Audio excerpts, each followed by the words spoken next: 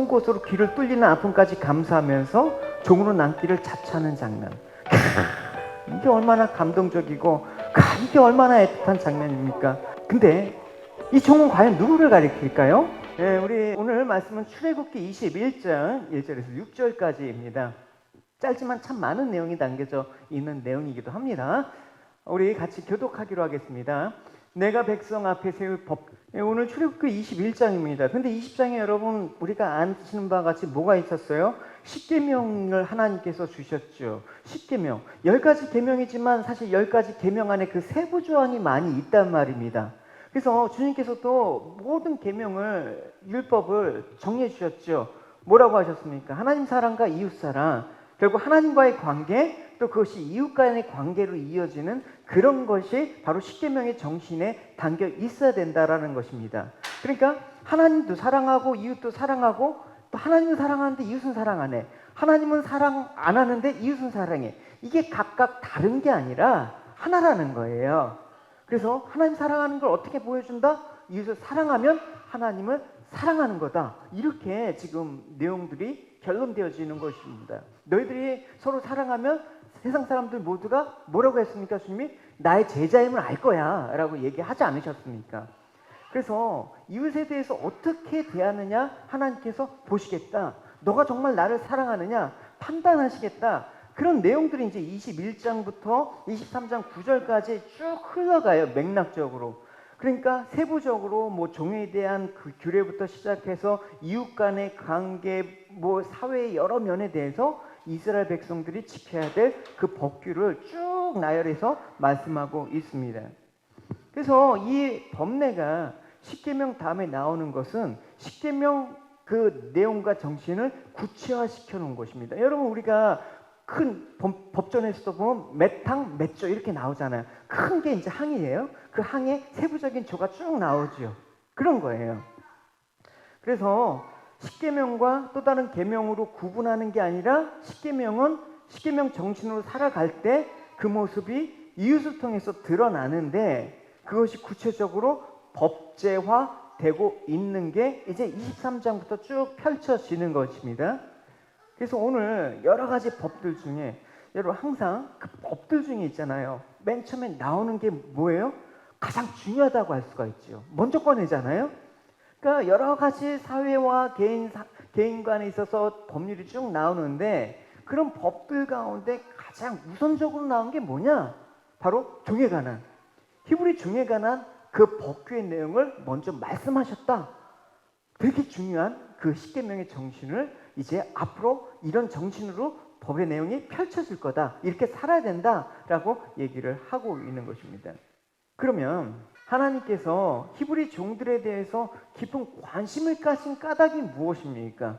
그게 나와 있습니다. 2절에 보면 내가 히브리 종을 사면 그는 6해 동안 섬길 것이요 7째 해에는 몸값을 묻지 않고 나가 자유인이 될 것이다 라고 말씀하고 있습니다. 근데 히브리 종은 있지 않습니까?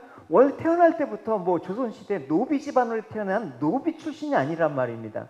원래 하나님께서는 이스라엘을 종된 상태에서 자유케 하셨기 때문에 히브리 사람들은 노예가 없었습니다. 근데 왜 종이 발생합니까?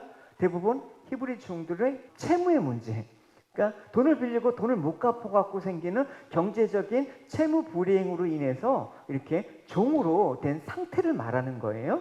그래서 이제 6째 동안은 그 뭐 빚을 변제라고 할까 하면서 일을 열심히 하는데 이제 7째 되면 풀어줘라 이렇게 얘기하는 것입니다.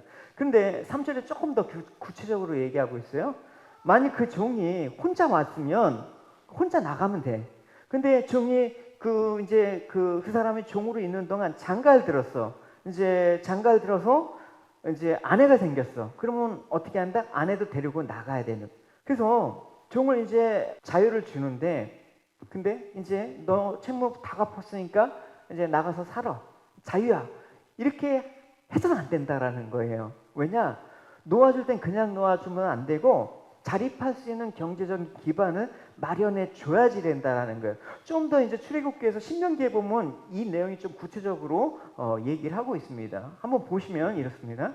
그에게 자유를 주어 내보낼 때에는 빈손으로 보내지 마시오. 그게 양과 곡식과 포도주를 넉넉하게 주시오. 여러분의 하나님 여호와께서 여러분에게 복을 주신 것만큼 그에게 베풀어 주시오라고 얘기하고 있습니다. 그러니까 종을 해방시킨다라는 것은 우리가 세상적인 이치를 볼 때는 사실 말이 안 되는 것입니다. 종은 고대 사회에서 자기 소유 아닙니까? 이거 종 없으면 되게 불편해요. 재산이었단 말입니다. 그러니까 종을 자유케 하는 그 순간 내 재산, 내 소유에 손실이 따로. 근데 사실 손해라고 얘기하지만 엄밀히 말하면 손해라고 할 수도 없습니다. 왜냐하면 그 종이 6년 동안 일한 인건비하고 또 경제적인 어떤 그걸 생각을 해보십시오. 충분히 6년이면 웬만한 빚을 다 갚지는 않겠습니까? 그러니까 사실 손해보는 건 아니에요. 6년 동안 데리고 있었기 때문에. 그럼에도 불구하고 내 손에 있던 게 가면 아깝죠. 그래서 빚을 충분히 갚을 그 기간 동안에 그 어떤 채무에 대한 의무를 성실하게 하나님께 하라고 하셨어요. 그러면 이제 다 빚을 갚았으니까 이제 미련하지 말고 그 종은 너 소유가 아니니까 이제 자유케 하라 그렇게 했습니다. 근데 우리가 이런 어떤 표면적인 것보다 이 종을 자유케 한 근본적인 이유를 조금 더 짚어보고 우리가 가야 돼요. 왜 자유케 하라 했을까? 그냥 단순히 종이 불쌍해서 종도 이제 좀 세출할 기회를 너가 줘야 되지 않냐? 뭐 그런 측면에서 말한 게 아니라 뭐냐면 너 자신이 예전에 어떤 상태인지 기억하라. 거기서부터 출발을 해라. 그럴 때만 종을 자유케 할 수 있는 거야 라고 얘기를 하고 있습니다. 출애굽기 20장 2절에 보면 왜 그렇게 하냐면 이게 십계명 주시기 전에 이렇게 먼저 이렇게 딱 꺼내신 거예요. 나는 너를 애굽 땅 종되었던 집에서 인도하여 낸 내 하나님 여호와니라. 종되었던 집에 있었던 너 종이었다. 그러니까 너가 종을 자유케 한다라는 것은 자신이 종되었던 몸에서 은혜로 구원받았다라는 것을 잊지 않는구나 라는 그 정신이 있어야 되는 거야. 그러니까 이스라엘은 종되었던 애굽 땅에서 하나님의 은혜를 받고 구출받은 사람이에요. 자신의 노력이나 어떤 그 의지로 간 거 아니잖아요. 오직 은혜로 구원을 받았다라는 거예요. 그건 뭐냐? 은혜를 구원받았다는 것은 구원의 끝이 아니라는 거예요. 그 은혜를 계속해서 제대로 알고 있느냐가 중요한 거예요. 우리 중에 은혜 안 받은 사람이 어디 있어요? 우리 중에 구원의 확신이 없는 사람이 어디 있어요? 근데 언제 흔들려요? 언제 은혜가 없어져요? 그 은혜를 까먹었을 때 그런 거예요. 그럼에도 자신이 종되었다가 은혜로서 구출되었다는 것을 안다면, 너가 어느 처지에서 구원됐다는 걸 안다면 너도 그 종을 영원히 구속하지 않고 자유케 했을 그런 마음이 생길 거야. 그건 뭐냐? 너가 종이었던 그것을 구출한 하나님의 은혜를 잊지 않았구나 라는 것을 볼 수가 있다라는 거예요. 중요한 건 뭐예요? 자신을 종으로 볼 때만 가능한 거예요. 내 처지가 종이었다라는 걸 알 때만 가능한 거예요. 이런 일이 하나님의 은혜를 모르는 사람이 이해될 수가 있겠습니까? 그대로 할 수가 있겠습니까? 내가 본 건데, 내가 여태껏 뼈파지게 일해서 마련한 건데 이걸 왜 그냥 포기해? 절대 그럴 수 없어. 이런 거잖아요. 그러니까 이스라엘 백성이 애굽 땅에서 인도받은 것은 어린 양의 희생이 있었기 때문이죠. 오늘날 우리가 구원받은 것은 하나님의 아들인 예수 그리스도의 희생이 있었기 때문에 그렇죠. 우리는 원래 죄인이었습니다. 죄의 종이었단 말입니다. 그러니까 영원한 사망에서 빠져나올 수 없는 그런 존재.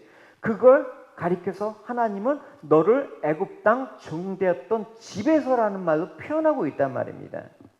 그러니까 우리가 하나님의 사랑과 자비하심으로 살아난 존재가 되었다는 것입니다. 그러면 끝이냐?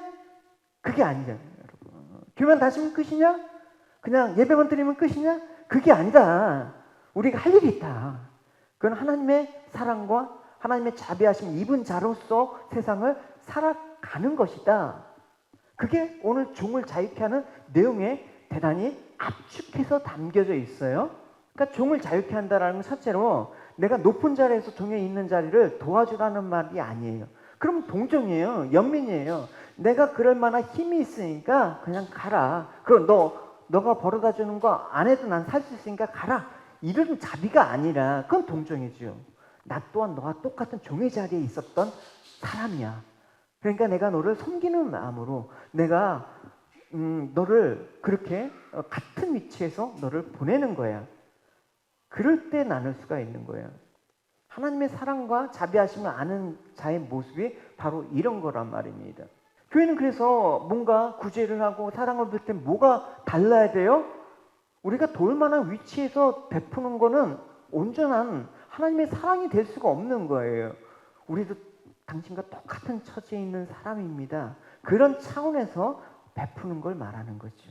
그게 이웃사랑의 모습으로 반드시 나타나야 된다라고 얘기를 하고 있습니다. 여러분, 그 이웃은 오늘 종뿐만 아니라 뒤에 보면 이스라엘 사람들 중에 가난한 자, 고아와 가부와 나그네 여러 사람들, 약한 자들을 하나님께서 가나안 땅 가운데 놔두셨어요. 왜 놔두셨습니까? 그들을 돌보는 것을 통해서 너희들의 처지를 기억하고 너희들이 어떻게 살아난 자인가 잊지 말고 그 하나님의 사랑을 기억하는, 은혜를 아는 자로 살아가라. 그런 의미를 담고 있단 말입니다. 예를 들어서 이제 23장까지 그 쭉 내용이 나온다고 했죠. 한 부분만 보면 가난한 자에 대해서 어떻게 하라고 하나님께서 구체적으로 말씀하셨는지 한번 보도록 합시다. 보면 6해 동안 너희 땅에서 식물을 심고 거기서 나는 것을 거두어라. 하지만 7째 되는 해에는 땅을 갈거나 씨를 뿌리지 말라. 거기서 무엇이 저절로 자라거든 너희 백성 중에서 가난한 사람들을 먹게 하고 그 남은 것은 들짐승이 먹게 하여라. 포도원이나 올리브 밭도 마찬가지다. 그러니까 7년 동안 종을 자유케 하라는 말씀과 맥락이 똑같아요.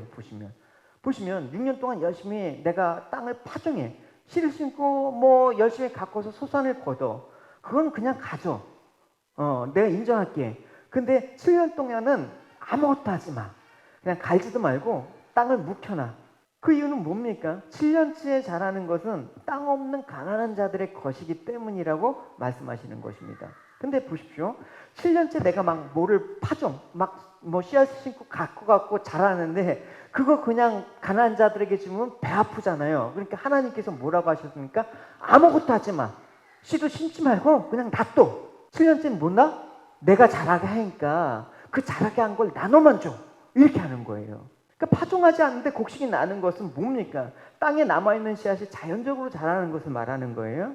그러니까 뭡니까? 내가 힘이 있어서 도와주는 게 아니라 하나님의 은혜로 하나님의 말씀에 의해서 내가 명령했더니 하나님이 하나님 거로 도와주는 거야. 그걸 여러분 잊지 말아야 되는 것입니다. 우리가 누구를 도와줄 때 내가 뭔가 한 것처럼 생색내잖아요. 그러면 여러분 높은 자 위치에서 그냥 단순히 동정이나 연민밖에 안 돼요. 하나님 거를 갖고 하나님이 도와주라고 하셨으니까 나는 그냥 통로만 된 거야. 할렐루야. 그게 7년째 파종을 포기함으로써 가난한 사람을 살리라. 이 정신이에요. 이웃사랑의 정신이 이와 같이 담겨 있는 거예요. 그러니까 여러분 이 출애굽기에 나오는 모든 율법들이 나올 때 재미없고 딱딱해 이게 아니라 이 율법에 담겨 있는 정신을 보는 거야. 그 의미를 보면 얼마나 깊은 내용인가 알 수가 있어요. 그래서 하나님 규례 속에 은혜와 자비가 담겨 있는 거예요. 근데 이스라엘 백성들을 한번 보십시오. 이 법을 제대로 지켰습니까? 여러분 상식으로 생각을 해봐서 7년 동안 여러분 6년째 여러분 했는데 7년 동안에 여러분 가만히 있을 사람이 있습니까? 7년은 뭐 내 거 아니니까 하나님 거니까. 예를 들어서 뭐 7년 동안 뭐 차를 좋은 거 하나 샀다고 쳐요. 근데 6년 동안 굴리고 7년째는 이제 내 거 아니니까 누구 줘버리자. 차 없는 사람. 그런 사람이 어디 있어요? 팔아갖고 새 차로 바꿔야지. 그러니까 이 법을 사실 확대해서 적용하면 제대로 지킬 사람이 없다라는 거예요. 실제로 그렇고요. 이스라엘 역사상 좀 뒤에서 이제 살펴볼 텐데, 그러니까 이거는 뭐다? 하나님이 구원의 모형으로 보여줘야 할 이스라엘의 백성들이 종에게 자유를 주지 않는 것은 하나님의 은혜를 모독하는 거예요. 하나님의 이름을 더럽히는 거예요. 이게 십계명에서 하나님을 망령되이 일컫는 거란 말입니다. 여러분 이스라엘 역사를 우리가 통해서 한번 이 법들이 제대로 지켜졌는가 한 단면만 볼게요. 이제 그 시드기야 왕 때 바벨론의 침략을 받았습니다. 멸망 직전에 위기에 빠져 있어요. 여러분 그러면 어떻게 여러분 사람이 생각을 해요? 내가 안 좋은 일이 있어. 위기에 빠져 있어. 그러면 하나님께 도와달라고 하죠. 근데 내가 하나님한테 그동안 잘한 게 없어. 그럼 어떻게? 내가 하나님한테 잘못했으니까 이 기회 조금 하나님한테 이쁘게 보여서 이 기회를 건지겠다. 이런 마음 들잖아요, 여러분.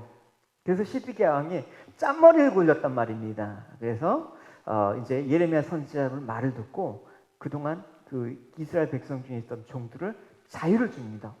어쨌든 좋아요. 근데 보십시오. 제가 읽어드릴게요. 시드기야 왕은 히브리 종들을 다 풀어주기로 예루살렘에 살던 모든 백성과 언약을 맺었습니다.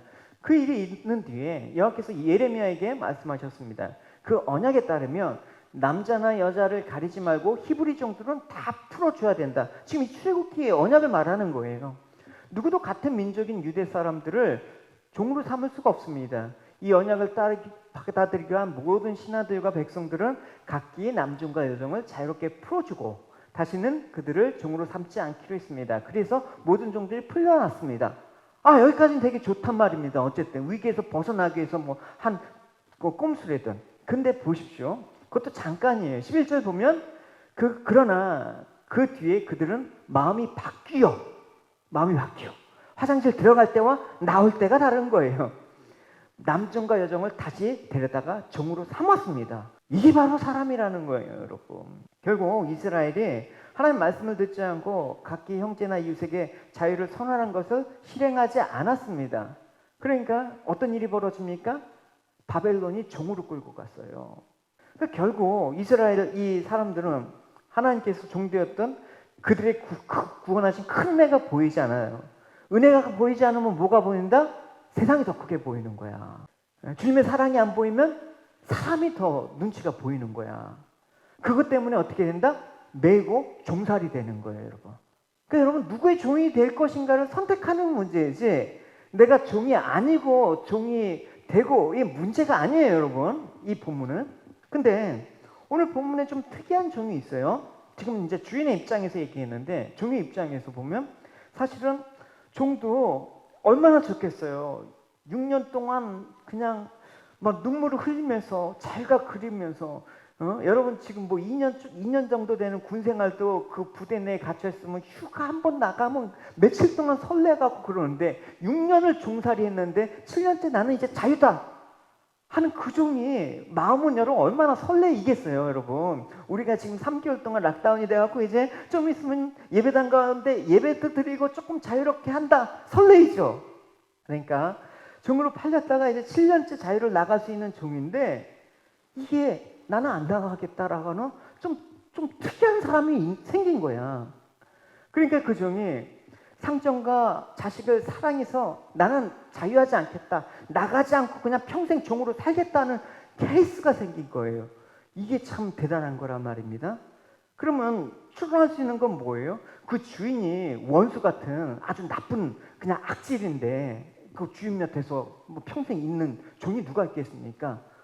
여기서 이 종이 결정할 수 있었던 까닭은 그 상전, 주인이 그 종을 정말 친자식까지 끔찍하게 사랑했기 때문에 그게 가능한 거라는 것을 알 수가 있죠. 그리고 이제 아내를 주고 자식도 낳게 해요. 그러니까 7년이 되어서 나갈 수 있는데 자기가 이제 종살이 하다가 자기가 아내를 데리고 가고 그 가족이 생겼으면 데리고 나가도 돼. 근데 그 주인이 이 종이 너무나 사랑해서 종에게 짝을 붙여주고 자식까지 생겼어. 근데 법에는 그거는 주인 거야. 그러니까 그때는 어떻게 된다? 그 아내와 처자식은 남겨놓고 본인만 나가야 되는 거야. 그러면 이 종은 5절에서 한번 보세요. 이제 만일 종이 분명히 말하기를 내가 상전과 내 처자를 사랑하니, 그러니까 주인도 사랑하고 내 처자식을 사랑하니까 나는 자유인이 되지 않겠노라 선언을 해버리는 거야. 다시 말해 스스로 종이 되겠다는 거예요. 그럼 그 종은, 주인은 그 종을 어떻게 하라고 합니까? 이렇게 6절에 나와 있어요. 상전이 그를 데리고 재판장에게 갈 것이고 또 그를 문이나 문설주 앞에 데리고 가서 그것에다가 송곳으로 그의 귀를 뚫을 것이라. 그는 종신토로 그 상전을 섬기리라. 여러분, 이 말씀은 주인이 종을 자유케 함에도 불구하고 종이 주인을 향한 사랑이 너무나 컸기 때문에 떨어지기가 쉬운 거야. 그리고 또 주인이 주신 그 처자식, 부인을 통해서 얻은 자식들 너무나 사랑하기 때문에 헤어지기가 싫은 거예요. 그러니까 자발적으로 내가 주인의 종이 되겠습니다 라고 할 때 주인은 그걸 거부하지 말고 종이 되겠다라는 그 자발적인 표시로 송곳으로 귀를 뚫으라 이렇게 얘기하는 거랍니다. 여러분, 남편이 아내와 자식을 너무나 사랑하기 때문에 자기의 몸으로 풀려나가길 포기하잖아요, 여러분. 여러분, 그렇잖아요, 여러분. 형제들, 너무나 아내와 자녀를 사랑하기 때문에 지금 막 등골이 휘어도 몸이 아파도 나가서 일하잖아요, 여러분. 왜 그렇습니까? 좀 편히 쉬고 싶은 마음이 없겠어요? 좀 내 삶을 누려보고 싶은 마음이 없겠어요? 왜 그렇습니까? 내 처자식을 사랑하기 때문에 그런 거예요, 여러분. 그래서 송곳으로 귀를 뚫리는 아픔까지 감수하면서 종으로 남기를 자처하는 장면. 이게 얼마나 감동적이고 이게 얼마나 애틋한 장면입니까? 이걸 영화로 만든다 그러면 이처럼 애잔한 영화가 어디 있겠습니까, 여러분? 근데 이 종은 과연 누구를 가리킬까요?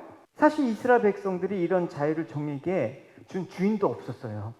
역사상 없었어요. 아까 읽어봤지만 또 자발적으로 주인을 사랑해서 스스로 귀를 뚫고 종신토록 종이 되었다는 기록도 없어요. 그러니까 뭡니까?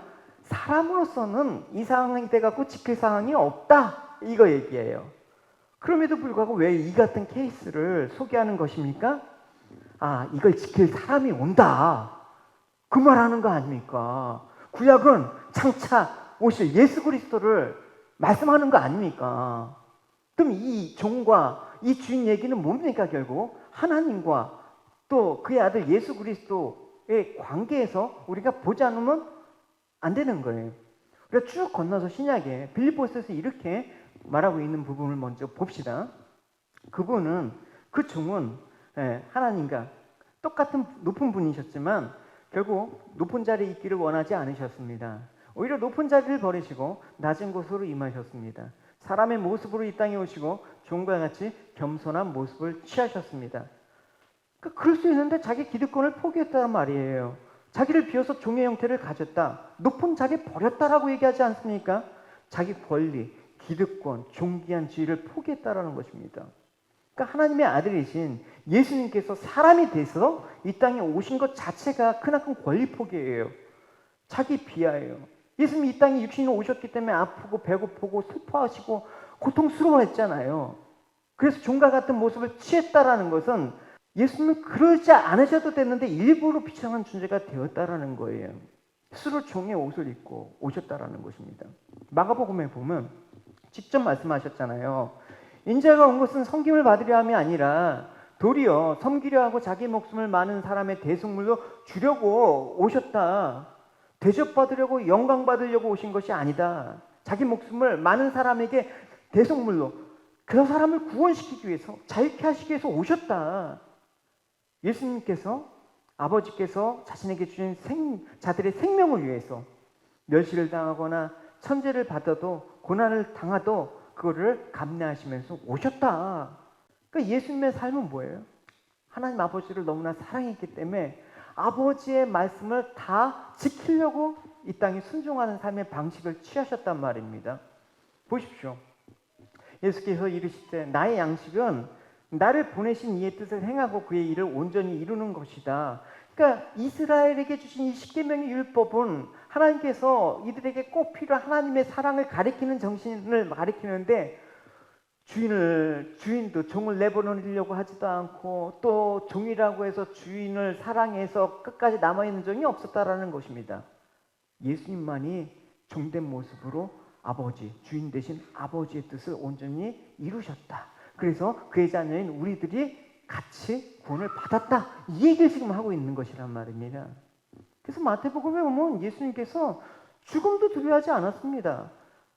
조금 나아가 얼굴을 땅에 대시고 엎드려 기도하고 이르시되 내 아버지여 만일 할만하시거든 이 잔을 내게서 지나가게 하옵소서.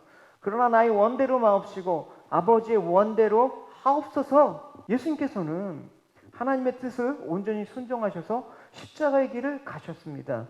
그 십자가의 죽으심이 우리에게는 아무런 느낌도 없이 그냥 늘 듣는 얘기인데 하지만 그 십자가의 길을 왜 가신 것입니까? 본인 혼자 영광 받으시기 위해서 가신 길이 아니지 않습니까?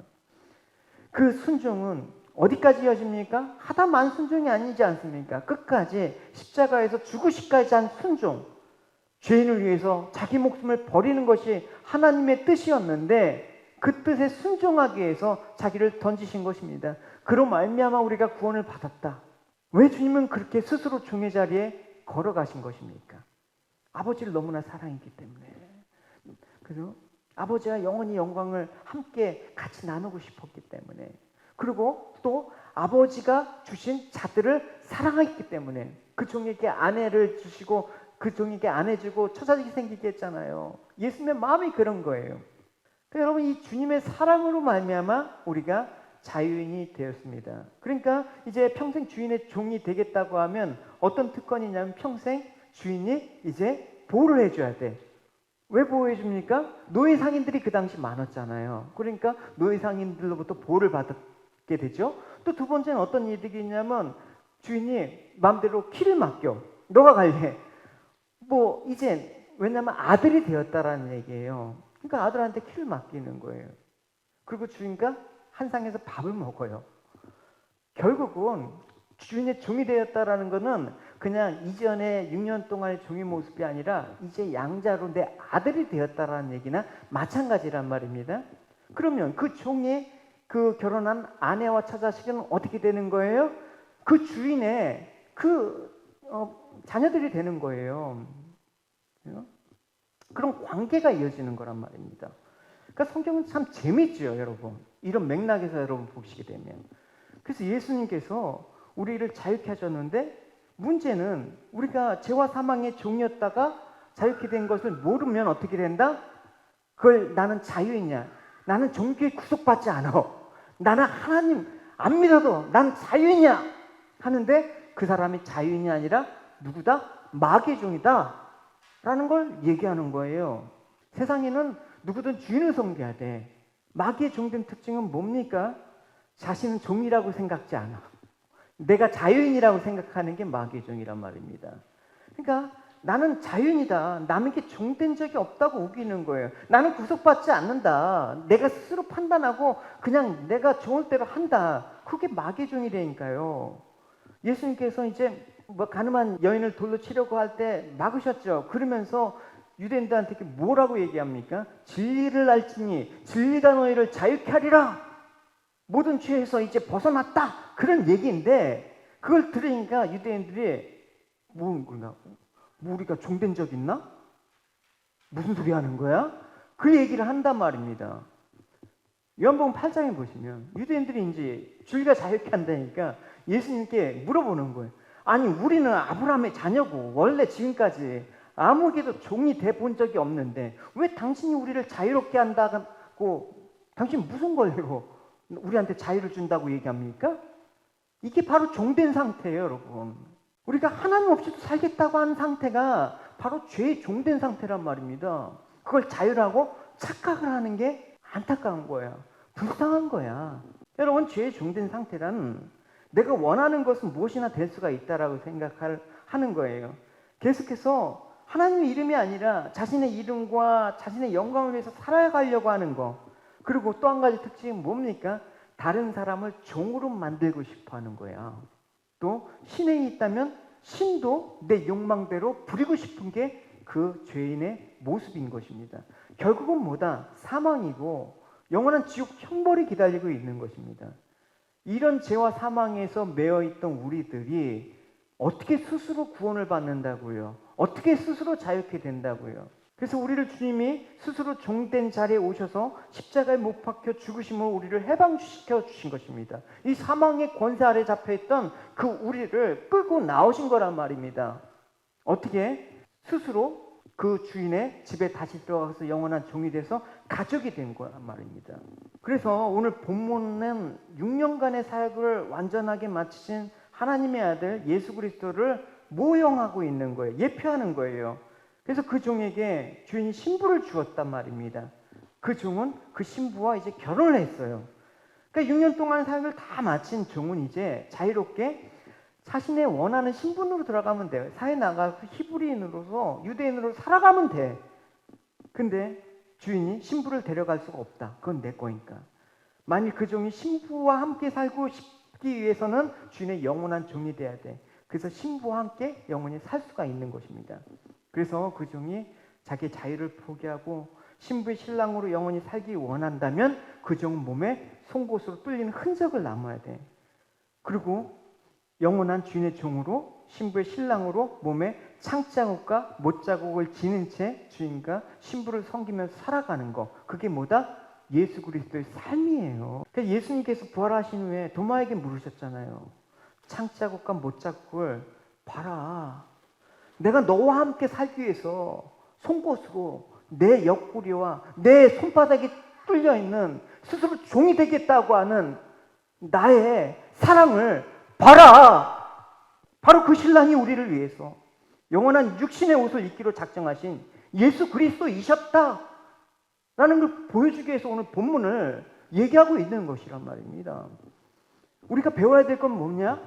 히브리 종들을 풀어주는 규례가 이런 게 있었다 라고 끝나면 여러분도 아무런 말씀에 도움을 못 받는 거예요.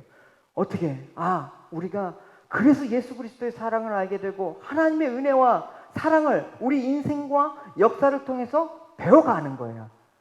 삶을 통해서. 우리 같은 죄인들과 함께 혼인하시고 살기 위해서 하나님의 자리를 마다하시고 종의 형체를 입으시고 지금도 우리를 섬기고 계신 우리 신랑 되신 예수님의 사랑을 배우고 체험하는 것이 우리 인생이 돼야 되지 않느냐라는 그 얘기를 외치고 있는 거란 말입니다. 그래서 사도 바울도 에베소 교회 성도들에게 이렇게 얘기하고 있습니다. 여러분 하나님의 사랑하는 자녀들입니다. 그럼 이제 자녀가 됐으니까 어떻게 하라고? 닮으려고 노력하십시오. 할렐루야. 닮으려고 노력하십시오. 그러면 하나님의 사랑은 무엇이었습니까? 우리가 아직 죄인 되었을 때, 죄와 사망의 종이었을 때 그리스도께서 우리를 위해서 죽으심으로 하나님께서 우리에 대한 자기의 사랑을 확증하셨다. 할렐루야. 그러니까 하나님의 사랑을 아는 자라는 것은 우리를 죄에서 자유케 하시기 위해서 자신의 피를 흘린 자가 있다라는 것을 말씀하시고 그 피 흘림을 기억하면서 날마다 그 피와 예수님의 살을 먹는 삶들을 살아가는 것을 말하는 것입니다. 그것이 은혜를 아는 사람이라는 것을 얘기하는 거란 말입니다. 날마다. 그래서 성도는 그럴 때 이미 내가 어떤 자리에서 어떻게 살았는지 아는 성도는, 하나님의 사랑이 무엇인지 아는 성도는 하나님과 닮아가려고 반드시 노력하게 돼 있다. 하나님 사랑하면 반드시 이웃 사랑하게 돼 있다. 그게 율법의 가장 큰 맥락이다. 할렐루야. 그래서 우리는 날마다 주님의 은혜를, 대속의 은혜를 기억하면서 이제 그 피로 살아가는 성도는 이미 세상에 그 무엇보다도 큰 것을 얻은 자이기 때문에 매이질 않아요. 돈 때문에 옛날에 매여갖고 노예 생활을 했는데 지금은 주인의 아들이 되니까, 신랑의 가족이 되니까, 자녀가 되니까 이제 매이지 않는 거예요. 사람한테도 매이지 않아. 더 이상 나를 잡아 가두려는 노예상인도 필요 없어. 자유케 되는 거야. 어디 있을 때만? 주인의 종으로 살 때만. 그 말은 뭐냐? 주인에게 입양되었을 때만 가능한 거예요. 할렐루야. 이게 놀라운 복음의 내용이라거든. 그래서 갈라디아서에서는 이렇게 얘기하고 있어요. 너희가 유대인이나 헬라인이나 종이나 자유인이나 남자나 여자나 뭐다? 그리스도 안에서 다 하나다. 그리스도 안에서 뭐다? 자유인이다. 할렐루야. 그러니까 성도는 이제 자기 몸을 자기 것이 아닌 거예요. 나 주인의 이제 종으로 살기로 했으니까. 주인의 핏값을 주님의 핏값으로 샀으니 내 마음대로 할 수 없고 이 몸으로 하나님께 영광을 돌리는 거, 그것이 바로 성도, 그것이 바로 교회, 그게 바로 여러분이 돼야 된다라는 것입니다. 그래서 사도 바울은 이렇게 다시 한번 권고하고 있어요. 형제들이여, 하나님께서 여러분을 부르셔서 자유인이 되게 하셨습니다. 그러나 그 자유를 육체 욕망을 채우는 기회로 삼지 말고 사랑으로 서로 섬기십시오. 사도 바울이 갈라디아 교회를 향해서 형제라고 부릅니다. 저는 아직도 사실은 집사님들을 세워놨지만 아직도 형제가 편해. 아직도 자매가 편해. 이게 예수 그리스도께서 자유를 위해서 부르셨던 그 칭호기 때문에 그래요. 그러니까 사도 바울도 자신이 예수님을 선택해서 자유를 얻은 것이 아니라 갈라디아 교회 형제들도 마찬가지로 예수님을 자신네들이 선택해서 신앙생활하면서 종교의 자유를 얻는 게 아니라 예수님께서 그들을 택하시고 부르신 것을 자유를 위해서 부르신 것입니다. 너희를 불쌍해서 이제 종의 그 세력으로부터 건지기 위해서 자유케 하신다라는 것입니다. 초대교회 사도는 자신을 소개할 때 예수 그리스도 된 나 사도 바울은, 이런 식으로 얘기했단 말입니다. 왜냐? 예수께로부터 자유함을 얻은 자이기 때문에 이제 그 자유함을 얻은 자로서의 그 모습으로 산다. 종의 모습이지만 존귀한 아들의 모습으로 나는 산다. 할렐루야. 그러니까 사도들은 종의 자세로 형제를 섬기고 살았습니다. 그러니까 주님의 자유를 맛본 사람은 묶이지 않아요. 내 거라고 사람 눈치 보면서 움켜쥐거나 꼭 놔둬서 출연 때 어딜 가? 너 내 거야. 그러지도 않아. 또 사람의 종이 되지 않아요. 그 사람 내가 주인을 사랑했기 때문에 자발적으로 종이 되는 거야. 또한 눈에 보이는 물질의 마음 뺏기지 않고 물질의 종이 되지 않아요, 여러분. 주님이 주시는 자유를 맛보고 사는 사람은 세상의 평판이나 또 어떤 규정보다 주님의 눈길을 바라보며 살게 되는 것입니다. 이것이 주님의 종으로 사는 사람이에요. 이것이 진정한 자유가 있는 삶을 말하는 것입니다. 따라서 여러분, 우리가 나는 자유자라고 선포할 때 그것으로 끝나게 아니라 나를 자유케 하신 그 하나님의 사랑에 감사해서 어떻게 한다? 막 사는 게 아니라 자발적으로 종된 모습으로 살게 하는 거, 살고자 하는 마음, 이것이 진정한 자유자예요. 그래서 참된 자유자란 뭐냐? 이제 자유케 하셨으니까 마음대로 가는 게 아니라 사랑에 의해서 자발적으로 움직이는 자를 의미하는 거라는 확실한 정의를 여러분 내리십시오. 여러분, 교회를 사랑한다? 그거는 어떻게 한다? 자발적으로 내가 교회를 섬기는 자의 모습으로, 이웃을 섬기는 자의 모습으로 그렇게 사는 것입니다. 자발적으로 자기가 섬기는 종의 모습으로 내려가는 것을 하나님의 종이라고 얘기하는 거예요. 할렐루야. 여러분이 진정한 하나님의 종된 모습이 있기를 바랍니다. 하나님의 사랑이 나를 강권해서 이끌고 가시기 때문에 그 사랑이 나를 이렇게 하게 하는 거, 사도 바울의 고백이에요. 그리스도의 사랑이 우리를 강권하시다, 아주 우리를 밀어붙이신다, 우리를 컨트롤하신대요. 우리가 생각하건대 한 사람이 모든 사람을 대신하여 죽었은즉 모든 사람이 죽은 것이다. 그가 모든 사람을 대신하여 죽으심은 살아있는 자들도 하여금 다시는 그들 자신을 위해서 살지 않고 오직 그들을 대신하여 죽었다가 다시 살아나신 이를 위하여 살게 하려 함이라. 이것이 진짜 하나님의 종된 자의 자유라는 것입니다. 할렐루야. 여러분, 자유롭게 사십시오. 여러분, 자유롭게 산다라는 것은 어떻게 하는지 이제 여러분 확실히 아시겠죠? 하나님의 종된 모습으로 이렇게 스스로 섬기는 자발적인 모습으로 살아가는 게 자유인이라는 것입니다. 교회는 여러분 강요하지 않습니다. 목회자는 여러분들한테 이렇게 신앙생활하고 강요하지 않습니다. 여러분 자유롭게 신앙생활 하십시오. 할렐루야. 그 자유롭게 신앙생활 한다는 것은 내가 원하면 예배드리고 내가 원하면 헌금 드리고 내가 원하면 헌신한다, 그게 아니라 하나님을 사랑하기 때문에, 하나님의 사랑으로 그 구속의 은혜가 너무나 크기 때문에 내가 자발적으로 헌신하는 거. 할렐루야. 그런 사람들이 여러분 교회를 아름답게 하는 것이죠. 죄란 하나님의 사랑에서 벗어나서 스스로 나는 자유하다라고 외치는 게 죄예요. 하마르티아, 관행에서 벗어나는 게 아니에요, 여러분. 그러니까 구원은 무엇입니까? 결국 자신의 죄가 하나님으로부터 나는 자유다라고 독립선언하는 것 자체가 죄라는 것을 깨달은 거예요. 그래서 다시 하나님의 종된 자리로 돌아오는 거. 7년째 자유롭게 나갈 수 있지만 나가지 않고 하나님의 주인의 사랑 안에 거하는 거, 그걸 말하는 것입니다. 이건 사람이 불가능한 거예요. 한 번도 우리는 참된 자유라는 걸 세상에서 맛본 적이 없어요, 여러분. 여러분, 세상에 살면서 지금까지 나는 속박된 적이 없다라고 생각하지만 진정한 자유라는 걸 한번 맛보신 여러분 경험이 여러분 있으셔야 돼요. 그래서 그 참된 자유를 사용하시고 완성하신 예수 그리스도의 사랑이 나를 강권하시는 거예요. 영어로 보면 control us라고 하잖아요. 우리를 이렇게 이끌어 가시는 거예요. 그럴 때 자유를 맛보게 되는 거예요. 구속의 자유. 그래서 자유를 맛보게 하신 하나님의 목표는 무엇이겠습니까? 왜 자유케 하셨냐? 너희들 막 살라고? 아니죠. 바로 그리스도의 몸인 여러분들을 위해서 자유케 하셨단 말입니다.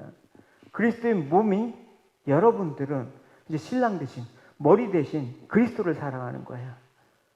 그럼으로써 그리스도의 몸인 교회를 사랑하는 것으로 나타나게 돼 있다는 것입니다, 여러분.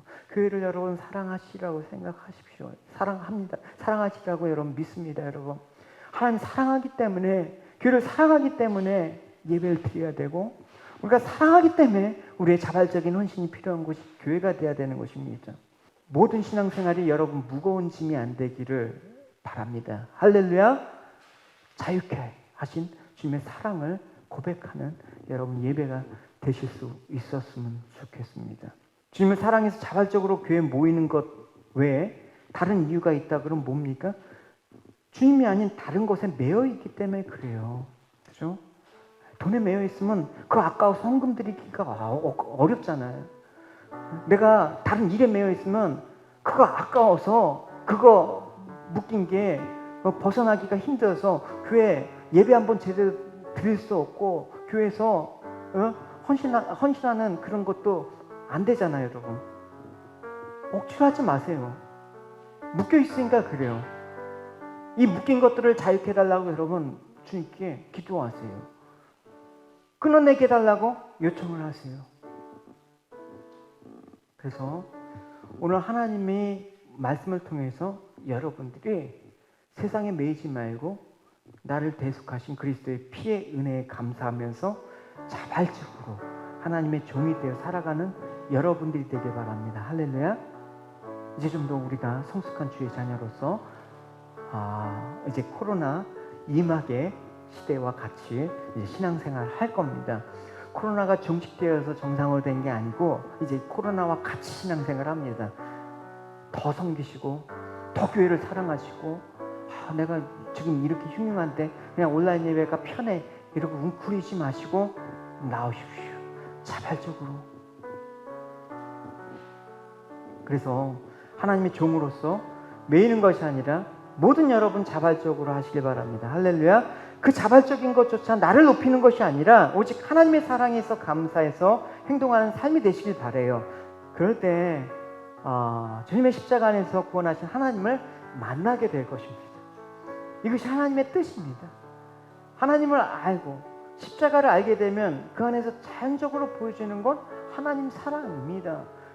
그러니까 사도 요한은 결국 인생 끝에 하나님은 사랑이셨네 라고 고백하지 않습니까? 그래서 주 안에서 하나님 사랑과 이웃 사랑의 율법이 여러분 가운데 자유케 하신 하나님의 사랑과 주 예수 그리스도의 대속의 은혜로 말미암아 율법이 완성되는 저와 여러분이 되시기를 주님의 이름으로 축원드립니다. 우리 같이 찬양 드리시도록 하겠습니다. 오직 주의 사랑에 매우 우리가 매여 있는 것은 보다 주님의 사랑에만 매여 있길 바라요, 여러분. 세상에 매여 있지 마시고 나는 자유자라고 하면서 세상에 매여 있는 그런 사망의 종이 아니라 진정한 주님께 속한 종입니다. 그러나 그걸로 인해서 내가 주님의 사랑을 알고 이 땅을 기쁨으로 살고 이제 내가 주님 앞에 이 생명의 길을 갈 수 있도록 이렇게 해주십시오. 우리 같이 고백하도록 합시다.